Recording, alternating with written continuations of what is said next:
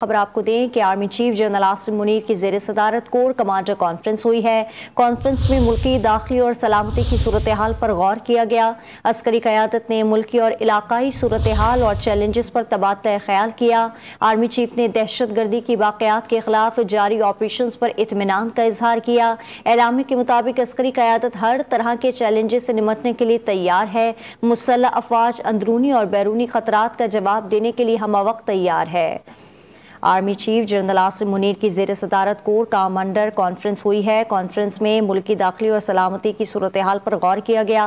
अस्करी क़यादत ने मुल्की और इलाकाई सूरत हाल और चैलेंजेस पर तबादला ख्याल किया। आर्मी चीफ ने दहशत गर्दी की वाक़यात के खिलाफ जारी ऑपरेशन पर इत्मीनान का इजहार किया। एलामिया के मुताबिक अस्करी क़यादत हर तरह के चैलेंजेस से निमटने के लिए तैयार है। मुसल्लह अफवाज अंदरूनी और बैरूनी खतरात का जवाब देने के लिए हमवक्त तैयार है। तफसीलात बता रहे हैं कि army chief general Asim Munir की ज़ेर सदारत कोर कमांडर कॉन्फ्रेंस हुई है। कॉन्फ्रेंस में मुल्की दाखिली और सलामती की सूरत हाल पर गौर किया गया। अस्करी क़यादत ने मुल्की और इलाकाई सूरत हाल और चैलेंजेस पर तबादला ख्याल किया।